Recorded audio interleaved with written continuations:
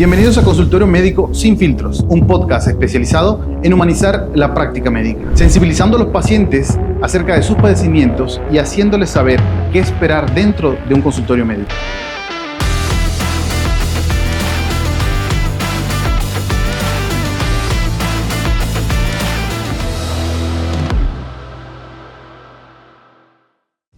En este podcast y de este lado del escritorio, trataremos de cultivar y evidenciar las prácticas más éticas a fin de restablecer la confianza entre el médico y el paciente o viceversa, con la finalidad de mejorar o aumentar la tasa de éxito, disminuyendo al máximo los riesgos y asegurar que cada tratamiento se enfoque no solo en la salud física, sino también en el bienestar emocional y entorno de cada paciente. Hola, bienvenidos a este nuevo capítulo en tu podcast Consultorio Médico Sin Filtros, en el cual estaremos tocando temas de alto interés en el ámbito médico. El día de hoy tenemos el gusto de poder presentar a un invitado de lujo, el doctor Alfredo Moya, urólogo. Alfredo, ¿qué tal? Un gustazo, ¿cómo estás aquí? Felicidades por este podcast, porque bueno, es algo que no hay en el aire, en la media de internet, no existe como tal algo de lo que estás haciendo y es muy importante para la gente, ¿no? Bueno, yo soy urólogo. Yo hice mi especialidad en el Hospital General de Occidente en la Universidad de Guadalajara y después en Nuevo León, en la Universidad Autónoma de Nuevo León, hice la alta especialidad de neurourología. ¿Y qué es neurourología? Pues es una especialidad que nos ayuda a diagnosticar y tratar enfermedades de las vías urinarias, específicamente vejiga y uretra, que están ocasionadas por otras enfermedades neurológicas, llámese enfermedad de Parkinson, enfermedad demencia senil, pacientes con lesiones medular, mielomeningocele y muchas otras enfermedades que al final de cuentas van a alterar el funcionamiento normal de la vejiga y la uretra y ocasionarle al paciente muchas alteraciones, síntomas que le van a afectar su calidad de vida. Perdón que te interrumpa, porque es un tema extremadamente de mucha importancia. Lo veo así como lo cuentas. Tiene un alto rango de enfermedades, signos y síntomas que se pueden presentar, pero yo como paciente normal de la calle se me haría como que difícil poder tener ese nivel de especialidad. O sea, yo por ejemplo te podría decir, en nuestro caso particular en México contamos con una alta tasa de pacientes diabéticos. ¿Cómo un paciente diabético podría tener un síntoma o cómo puede identificar que tiene que ir específicamente con el doctor Alfredo, con un neurourólogo? Bien, mira, en resumen, el neurourólogo es un especialista de urología. O sea, más arriba de urología está esta especialidad que el urólogo generalmente me va a referir a mí. Pero yo obviamente pues también soy urólogo y me llegan muchos pacientes diabéticos referidos de mis colegas médicos generales, de mis colegas médicos internistas y a los cuales obviamente pues al estar platicando con ellos detectas a la primera que tienen algún tema neurourológico. En el caso de la diabetes mellitus, ya sea la tipo 1 o la tipo 2, existe una alta prevalencia de que este paciente va a desarrollar una alteración en la vejiga, que se puede decir vejiga diabética o alteración neurológica del músculo de la vejiga. Y es algo que sucede principalmente porque la diabetes en el paso del tiempo va a adormecer, si le pudiéramos decir así, los nervios de la vejiga y va a provocar que el paciente incluso deje de sentir ese mal de orín, que es el término coloquial que le decimos a los síntomas. ¿Podría dejar de sentir las ganas de orinar? Exactamente. O sea, que yo de repente diga, ¿sabes qué? No tengo ganas de hablar, llevo 8 horas. Un día me ha pasado que el paciente pasa un día sin ganas de hablar y tiene la bolita aquí en la pancita. ¿Qué presenta el paciente? ¿Qué te dice el paciente? Pues es que, mira, el paciente para empezar llega a la consulta por infecciones de vías urinarias de repetición.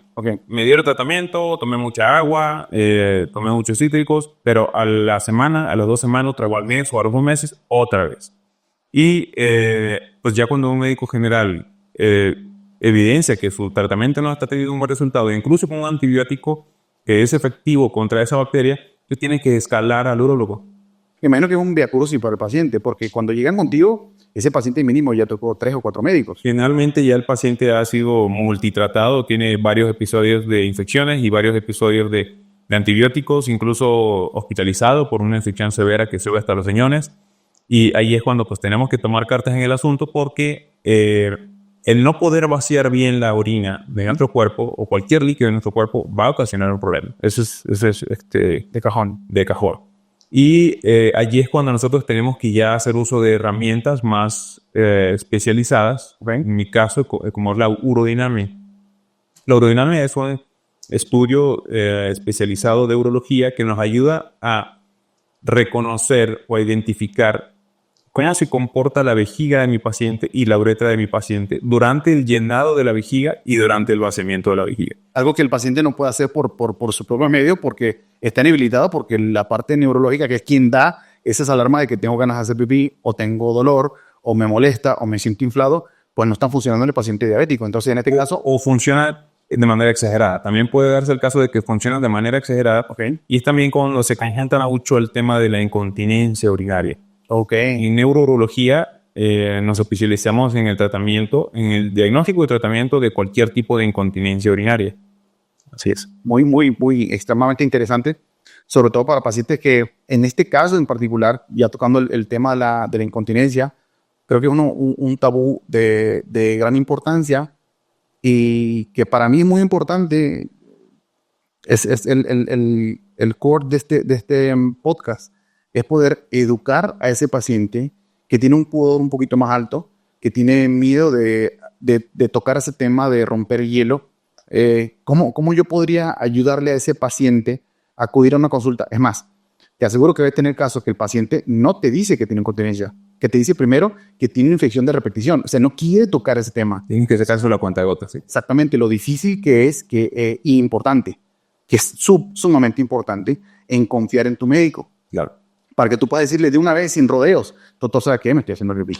Tengo un problema social de alta importancia porque estoy en una reunión, toso y siento una descarga, poquito que digo, bueno, ya van 4 años con este problema, pero en el caso de las chicas, tengo una toalla sanitaria, que el rollo bla, pero ya cuando comienza a agravarse un poco más el problema, donde yo misma como paciente detecto un olor a orina, automáticamente en la fiesta ya me cambia en semblante, ya me da vergüenza, me quiero ir, entonces ya estoy comenzando a tener problemas sociales e incomodidad por un problema así. O sea, es realmente factible que yo me deba de sentir en esa posición de tener vergüenza de mi propio cuerpo, de mi propia cuestión. ¿Cómo me podría usted ayudar en ese sentido? ¿Qué consejo le daría usted a un paciente o una paciente que está atravesando un problema? Sucede muchísimo, la gran mayoría de las pacientes, porque en realidad la parte más grande de pacientes con incontinencia son mujeres, y esto comienza incluso desde el primer parto. O sea, si tuviste tu primer parto, tu primer embarazo, 18, 20, 25 o 30 años, y en adelante quedaste con alguna alteración del piso pélvico. El piso pélvico es un grupo de músculos que están en la base de la pelvis y que nos ayudan con la continencia tanto urinaria como fecal. Entonces, aquí el tema es que podemos identificar 2 cosas. Una, el daño o la alteración orgánica, física. ¿Okay? Y la otra es la alteración psicológica y la disminución en la calidad de vida. ¿Qué es esto? Bueno, que la paciente principalmente detecta que está teniendo pérdidas de orina, ya sea al toser, al estornudar, al reírse, al levantar algo pesado, al hacer alguna actividad física. Okay. Y esto lleva a que tenga que utilizar algún protector e incluso pañales si la pérdida de orina es muy grande. Y esto como tal, ya de por sí, nosotros le llamamos a eso disminución, sí, una disminución en la calidad de vida. ¿Qué va a suceder? Que esta paciente va a hacerse para un lado cuando le digan, oye, va a haber una reunión en casa de fulano. Ah, no, mejor no. O, oye, va a haber un evento familiar. Empiezan a aislarse. Claro. Y esto es pena, es vergüenza, es incomodidad. Siempre, obviamente, pues uno está buscando evitar un rechazo, evitar incomodar y evitar sentir vergüenza. Qué fuerte. En este caso, bueno, invitamos a todos los pacientes en general, masculinos o femeninos, que se den la oportunidad de, si lo necesitan o lo requieren, tienen alguna duda, pues llevan hasta las redes sociales del doctor Alfredo, con mucho gusto lo va a poder atender y ampliar un poquito más este tema. Lo estamos tocando por cuestiones de tiempo de una manera quizás algo light, pero que sí requiere de aplicarle un poquito más de importancia a ese tipo de temas que para mí son muy importantes, que impacten directamente en nuestra calidad de vida. El ser humano en este tipo de casos, como en otros más, son tan lentos, ese tipo de problemas, que nos acostumbramos a estar mal. Se normalizan. Se te hace normal en tu día a día estar tirando. Mira, me reí y yo sentí que se me salió una gotita de pipí.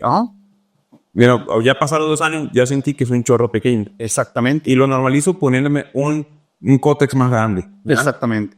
Y como dice usted, o sea, automáticamente comenzar yo mismo a censurarme, a dejar de asistir a eventos sociales o familiares, perderme de cosas importantes para mi vida, para mis recuerdos, para mi psique, para mi salud emocional y estabilidad, por un problema que se pudo haber corregido y que yo quizá no fui a consulta por vergüenza, por algo de pudor, por pena con el propio médico de explicarle un problema tan común. Recordarles que en este tipo de casos el doctor principalmente pues toca el tema directamente de genitales y se dedica directamente a eso. O sea, no hay por qué tener vergüenza con un médico si le tienes la confianza suficiente para hablarle de frente. Doctor, ¿sabe qué? Vengo por este tema, me tiene muy mal, vengo pidiendo auxilio, ¿en qué me puede ayudar? En este caso en particular, ya había tocado este tema, me gustaría que ampliara un poquito más.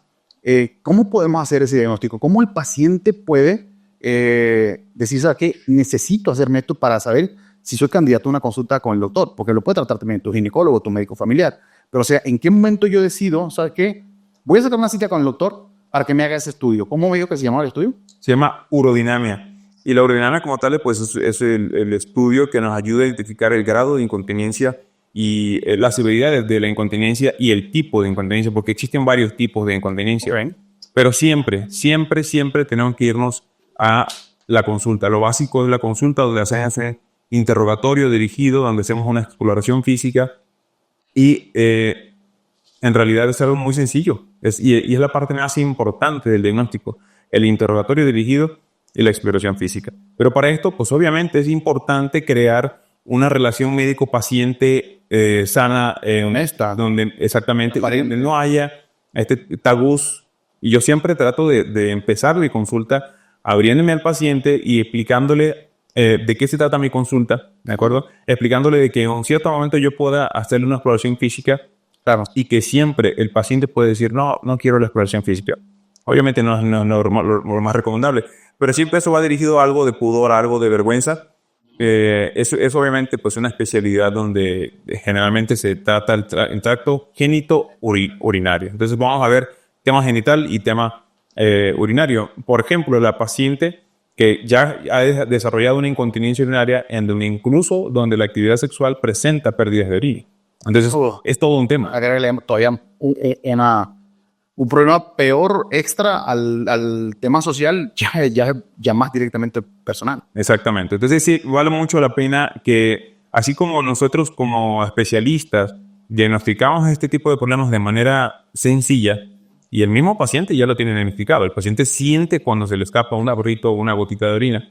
Es lo mismo, acudir a la consulta, porque si nosotros dejamos que esto avance, pues obviamente se va a necesitar un tratamiento más a fondo, incluso en un procedimiento quirúrgico. Okay. Pero si se detecta de manera oportuna, de manera temprana, e incluso con una sencilla rehabilitación de piso pélvico, es lo mismo como cuando una persona se cae, se esguinza un tobillo. Y sí, bueno, el tratamiento médico, fijación un tiempito, movilizar esa pierna, ese tobillo, pero comenzar rehabilitación física, ¿no? Okay. Es reacondicionar nuevamente esos músculos. En este caso también se puede llevar un recondicionamiento de los músculos pélvicos. Totalmente. Un ejemplo clásico, la paciente que tiene desgarros a nivel genital después de un parto, okay, que quedan con cicatrices, quedan con dolor, quedan con disfunción del vaciamiento de la orina, porque el dolor que le genera esa cicatriz se mantiene con una contracción sostenida, ¿no? Entonces, todo eso se resuelve en muchos casos con algo sencillo como la rehabilitación. Así es, rehabilitación física, ni siquiera una cirugía. Y obviamente esto va de la mano de cambios en el estilo de vida, la reducción de peso en pacientes que tienen sobrepeso o incluso obesidad. ¿Algo laboral a lo que se dediquen? Sí, no, claro, pero es que obviamente la ida a la consulta va con el fin de restablecer la salud de mi paciente y que pueda seguir haciendo su actividad laboral, ¿no? Ok, claro. Así es. Muy bien. ¿Qué otras alternativas podemos encontrar? Aparte, bueno, quiero pensar que en el peor de los casos podría ser algo quirúrgico.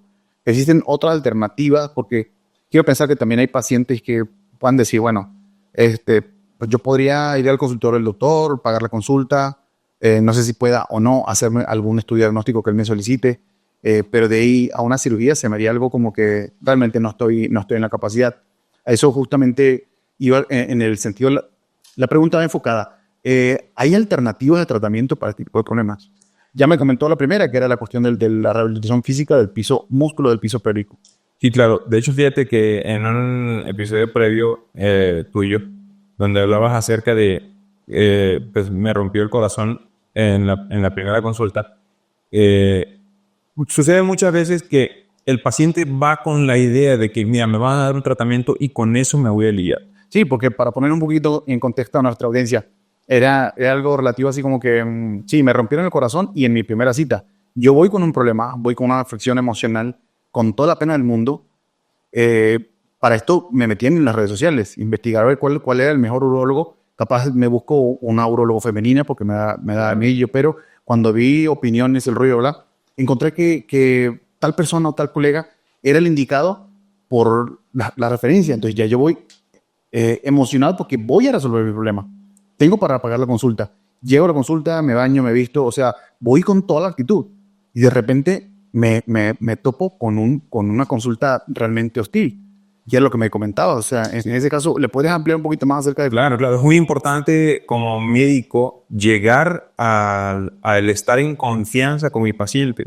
Yo tengo que lograr que mi paciente se abra a las preguntas que yo le estoy haciendo. Claro. Y eso es lo que tienes que hablar desde un principio. Tienes que platicar con el paciente desde que estás presentándote, preguntándole sus datos generales, crear este vínculo, grado de confianza, claro, ese vínculo entre el médico y el paciente, que muchas veces te va a recomendar pero este paciente te va a recomendar con otro paciente, porque está el tema de que me ha tocado colegas, bueno, el paciente, mi llegada es que ya fui con otro médico y mira, para empezar me vio en menos de 15 minutos y no le pude hacer ninguna pregunta porque se enojaba. ¿Cómo que se enojaba? El médico se enojaba si yo le hacía preguntas. Nada más ahí te va tu receta y nos vemos luego con tus resultados. Y no. ¿Y si tiene alguna duda? Así, exactamente. Nosotros tenemos que, y más cuando se trata de un tema tan íntimo, Claro, como es un problema genital o un problema... lo que me costó ir a esa consulta. Exactamente. 3, 4 años para poder acudir. Exactamente. Entonces, cuando nosotros tenemos este tipo de pacientes que vienen cohibidos, primero tienes que lograr esa confianza con el paciente, y cuando el paciente ya te da esta información, te da datos para que tú logres un diagnóstico, bueno, perfecto. En el tema de la incontinencia urinaria es muy, muy curioso esto que comentaba, y me rompió el corazón en mi primera visita, porque fíjate que el paciente normalmente, si tú no le das una receta, se siente que no lo teniste. Claro. Siente que le falló algo a la consulta. Claro, las expectativas del paciente. ¿Sabes?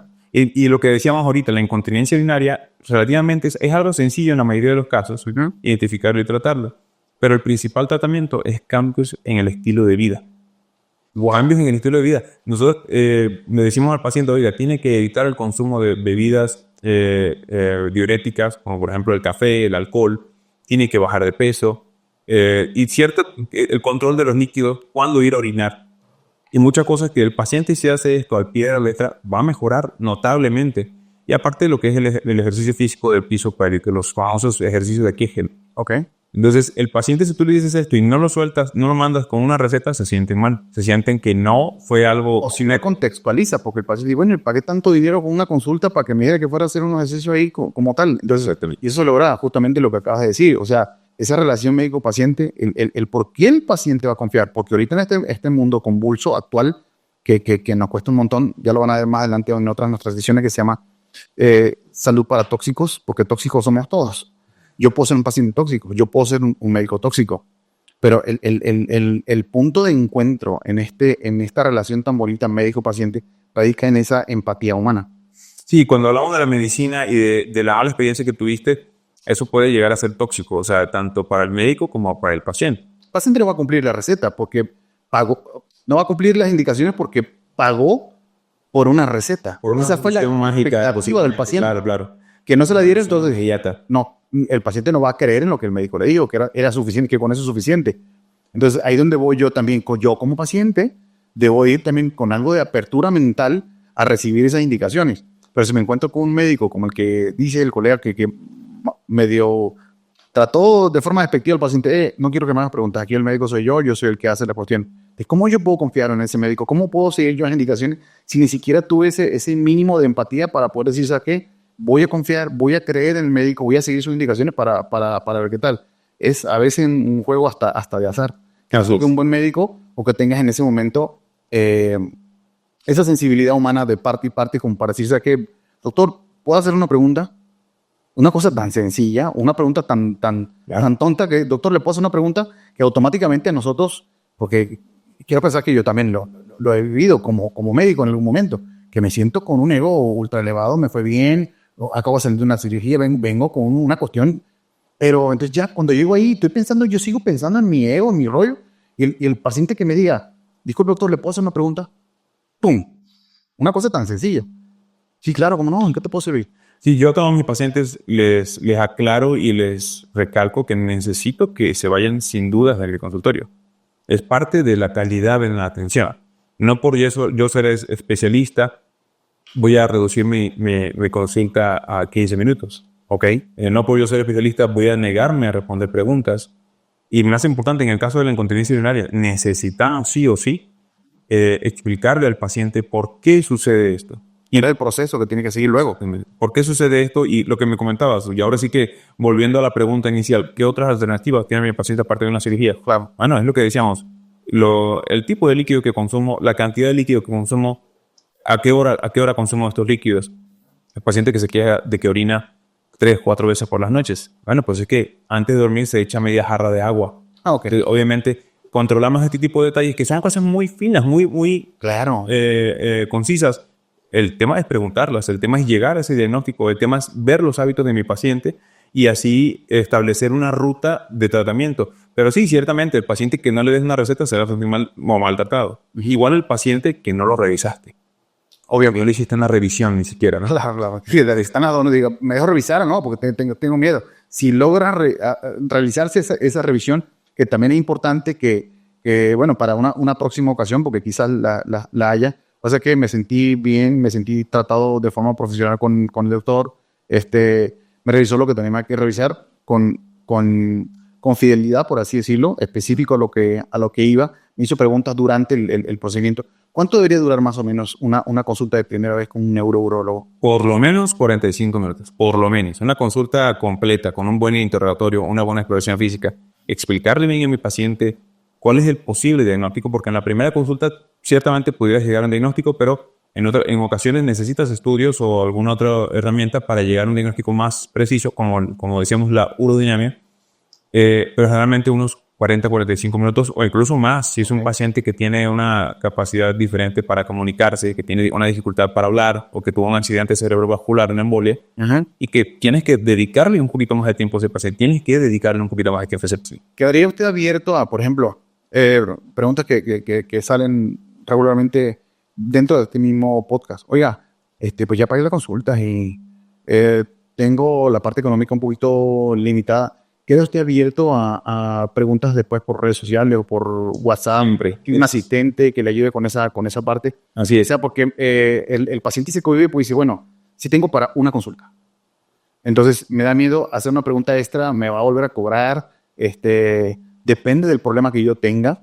O sea, ¿queda abierta esa consulta de manera digital o por medio de comunicación? Como te comentaba, nosotros generalmente, yo trabajo en el Instituto Urológico de Invasión Mínima con un grupo de urólogos y todos tenemos una especialidad de misma urología. Investigando acerca de ese instituto y estaba viendo que era aquí en Guadalajara el instituto con mayor fortaleza. Lo veo como robusto. O sea, es un grupo bastante grande con alta especialidad. Lo vi como que era de los más competitivos aquí en la región. Hemos tratado de ir puliendo detalles y ir creciendo como equipo y trabajando en equipo. Si yo sé que estoy en un paciente de urología, pero es más bien un tema de fertilidad, se lo paso a un colega que tiene esa especialidad. Okay. O si es algo de cáncer, se lo paso a un colega que tiene esa especialidad. Y así. Claro. Pero aquí la situación es de que siempre tenemos una línea abierta de contacto con el paciente. El paciente se puede contactar con nosotros. Nosotros siempre dejamos esa línea abierta por temas de urgencias, ¿de acuerdo? No es correcto, hay que aclarar, no es correcto dar consulta por WhatsApp. Mira, tómate esto. Y porque el paciente me está dando una información limitada, yo vengo manejando, o yo vengo haciendo X, oye cosas. Claro. Me da una información limitada. Yo no me acuerdo del expediente de ese paciente. No sé si es alérgico a cuál medicamento. Y le digo algo y esto me fue muy mal porque el doctor me dijo que me tomara ese medicamento. Claro. Entonces, generalmente, esta ruta sí existe para aclarar dudas, para asignar temas de tratamiento, para incluso cambiar de tratamiento. Pero el paciente tiene que venir a la consulta a buscar tratamiento médico. ¿De acuerdo? Y es un tema también muy curioso porque nos ha tocado incluso pacientes que en la segunda consulta que tienen que traer estudios de laboratorio, ver cómo les fue y con esos estudios incluso salir con una nueva receta porque vimos que ya con esos estudios es otro tema. Okay. Hay pacientes incluso que se quejan de que les cobramos consulta nuevamente. Ajá. Y es como el ejemplo, ¿no? Te dice, bueno, ya yo vi la película de Terminator en el cine y pagué. Ahora la quiero ver otra vez. El cine no te va a decir... No, sabes que ya te lo puedes hacer, por supuesto. Bueno, en el tema médico eso es un tema delicado. Sí, que hay pacientes que sí tienen su tema económico y hay otros pacientes que en realidad no tanto, pero se sienten como que, bueno, es que ya yo vine la primera, nada más vengo a traer los resultados. Podríamos pensar que la consulta médica, no solamente en neurología, quiero pensar que con otros colegas es igual. Yo como dedico prácticamente a la parte quirúrgica, siempre como cirujano general, las patologías de nosotros se curan definitivamente con la cirugía y por lo regular llegan a una sala de urgencias por una apendicitis. El problema es que la apendicitis está mal. Llegas, abres, quitas y se acabó el problema. Así es. En este caso quiero pensar que entonces es un proceso por el cual se tiene que atravesar, donde se hace primero el diagnóstico, la exploración física que comentaba, un buen interrogatorio y dependiendo de la parte que tiene que ver algo económica, si está limitado el paciente. ¿Sabes qué? Bueno, pues para más o menos darnos una idea, hazte tus exámenes. Tiene que venir con un examen y quizás acudir con una consulta. Dentro de ese tipo en específico, estamos hablando solamente del ámbito del médico hacia el paciente. Me gustaría tocar un poquito ahora de la parte del paciente hacia el médico. ¿Qué pasa si yo en la primera consulta con la receta que usted me dio, los exámenes que me dio para realizarme en mi casa y las medidas generales, yo las cumplí y tuve una mejoría de un 70%? Supongamos que me va a poner en esta situación. Yo le mando un mensaje a usted, doctor. Doctor, ¿qué tal? Buenos días. Soy su paciente del programa tal. Ha transcurrido 3 días desde que me vio en su consultorio, el día tal. Muchas gracias por todo. Siguen las indicaciones de pioneta. Ya me siento mucho mejor. Gracias. Esto es válido. Esto se debería de hacer. O sea, porque yo lo veo desde el punto de vista de mis pacientes postquirúrgicos. Yo le digo, quizás no tenga el tiempo de seguirte o quizás se me olvide decirle a mi asistente que te llaman te mando un mensajito de cortesía para saber cómo está. ¿Qué tanto se valora eso por parte del médico? O sea, porque yo, inmerso en un montón de trabajo, recibí un mensaje de eso, realmente me pasan 2 cosas. Me alienta a ser un mejor especialista, porque yo, wow, le di al punto que quería. El paciente pues, limitado de recursos económicos quizás, hice lo mínimo indispensable, por lo menos para llegar a un diagnóstico y ofrecer un mínimo de tratamiento. Perfecto. O sea, la respuesta en mi caso sería, muchas gracias por comunicarse. Estamos a sus órdenes, cualquier cosita o indicación no debe seguir. Claro, siempre hacemos eso, siempre tratamos de que el paciente se sienta en confianza de volver, se sienta en confianza de comunicarse, aunque sea de mandar un WhatsApp. Pero, por ejemplo, en mi caso en particular, contamos con una plataforma de gestión médica o gestión de administración médica, que es Doctoralia, y allí generalmente el paciente deja un mensaje, tanto de cómo le fue con la consulta. Existe un rubro para pagar como fue mi consulta y también un rubro para comunicarme con el doctor. Doctor, ya tengo mis estudios y ahora que sí. Ok, perfecto. Entonces, ese canal siempre tiene que estar abierto. Es parte de cómo medir tu efectividad y tu eficacia. Es parte de cómo mejorar. Si tú quieres mejorar algo, tienes que medirlo. Y qué mejor manera de ver los comentarios de los pacientes. Ok. Si tú ves 100% de comentarios agradables, positivos de los pacientes, bueno, es algo bueno para ti. No siempre lo vas a ver. Es un censo de tu capacidad de servicio. Sí. El paciente que va a la consulta busca un servicio, ¿de acuerdo? Y es viable. Estamos en medicina.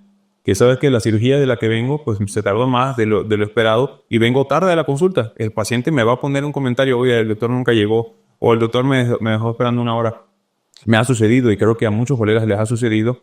Y es un tema que también te puede dar comentarios negativos, pero ese comentario negativo te va a ayudar a mejorar. Vas a buscar mejorar tus tiempos para dar mejor atención.